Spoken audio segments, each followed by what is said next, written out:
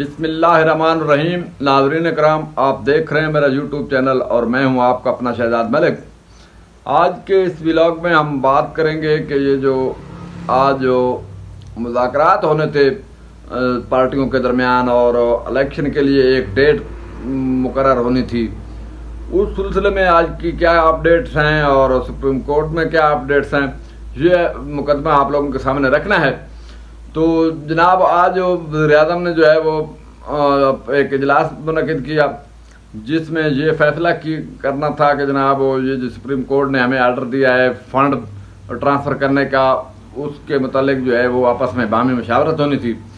تو جناب ہوا یہ ہے کہ اس میں یہ بات طے پائی ہے کہ ہم جو ہے وہ فنڈ ٹرانسفر نہیں کریں گے، یعنی سپریم کورٹ کے آرڈر پر جو فنڈ ہیں وہ الیکشن کمیشن کو نہیں دیے جائیں گے، بلکہ پارلیمنٹ نے جو فیصلہ کیا تھا اس پر قائم رہا جائے گا اور سپریم کورٹ کے تمام احکامات کا مقابلہ جو ہے وہ پارلیمنٹ میں کیا جائے گا.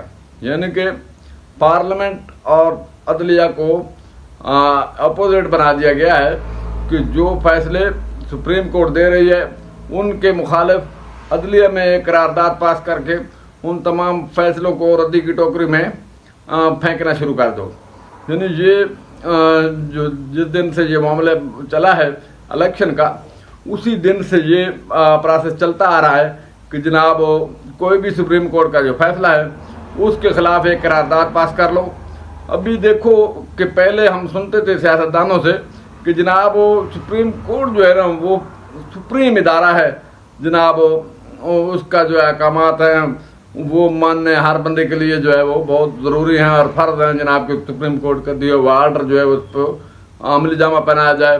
ٹھیک ہے، لیکن اس حکومت میں ایک نیا معاملہ آ گیا ہے کہ جناب سپریم کورٹ جو فیصلہ دے اس کے خلاف ایک قرارداد منظور کر لو، لہذا اس فیصلے کی اہمیت ختم ہو گئی تو اس پہ عمل مت کرو.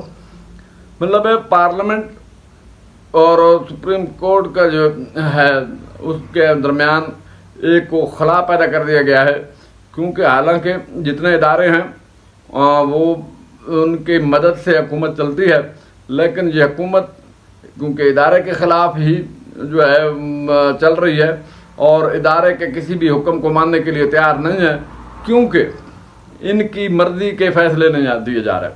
جب تک ان کی مرضی کے فیصلے نہیں ہوں گے یہ سپریم کورٹ کا کوئی بھی آرڈر ماننے کے لیے تیار نہیں ہے.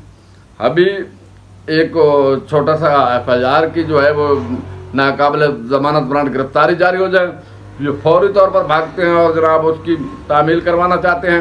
کیوں جی، ہمیں عدالت نے حکم دیا اور عدالت کے حکم پر عمل جامہ پہنانا ہمارا فرض ہے.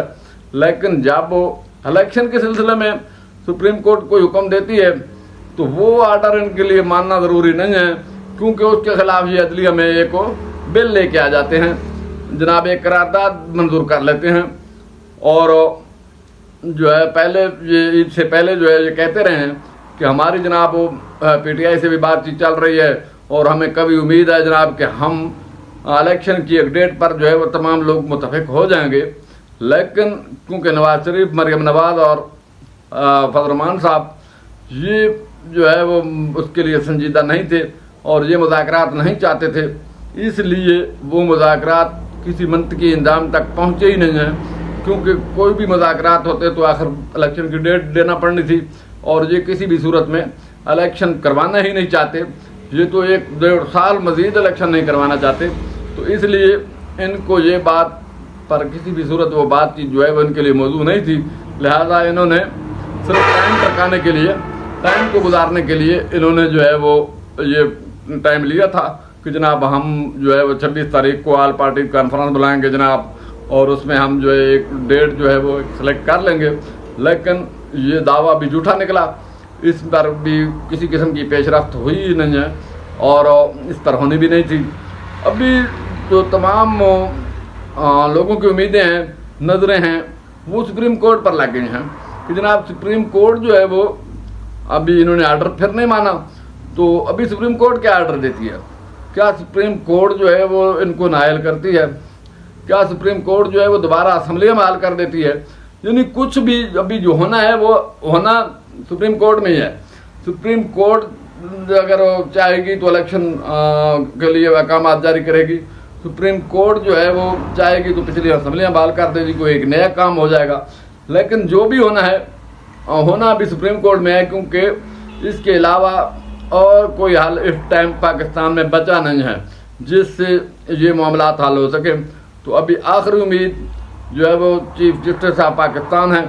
देखते हैं, उनकी तबीयत भी ख़राब है, अल्लाह ताला उनको सेहत कामिला अता फरमाए। उनकी आज से तो जो है वो ख़राब हुई थी और डॉक्टर ने उनको घर पे चेकअप किया है। तो हमें तो वैसे भी डर लगता है जब किसी सीनियर अहदेदार की अचानक तबीयत ख़राब होती है, तो हम तो वैसे कांप जाते हैं कि अल्लाह ही खैर करे। तो बहरहाल अल्लाह ही खैर करेगा इंशाअल्लाह, और पाकिस्तान के लिए बेहतर ही होगा। तो हम पुरुमीद हैं, और इंशाअल्लाह ये जो समाअत है वो कल एक दफ़ा फिर होगी। तो देखते हैं अभी सुप्रीम कोर्ट जो है वो किस रुख पर ले जाती है पाकिस्तान को, क्योंकि पाकिस्तान का जो रास्ता है वो अभी सुप्रीम कोर्ट ने तय करना है कि उसने लेफ्ट जाना है, राइट जाना है, ऊपर जाना है, नीचे जाना है। ये सारी कार्रवाई अभी सुप्रीम कोर्ट के हाथ में है। अभी देखते हैं कि सुप्रीम कोर्ट क्या इस पर पेशरफ्त होती है। इंशाअल्लाह जैसे ही कोई मज़ीद जो है बातें आती हैं। एक बात मुझे और याद आ गई है कि जनाब वफाकी जो वज़ीर तालीम हैं राना तनवीर साहब, वो एक वीडियो में कह रहे हैं कि जनाब ये जो अली अमीन गंडापुर हैं, जब इनके हम बाल काट रहे थे तो वो रो रहे थे। तो उन्होंने फिर ये कहा कि मैंने बोला जनाब कि तेरी पैन, और मज़ीद अभी गाली तो मैं नहीं देता हूँ, लेकिन उन्होंने एक गाली निकाली कि जनाब आप हमें नहीं जानते, मतलब है हम तो ये भी करते हैं।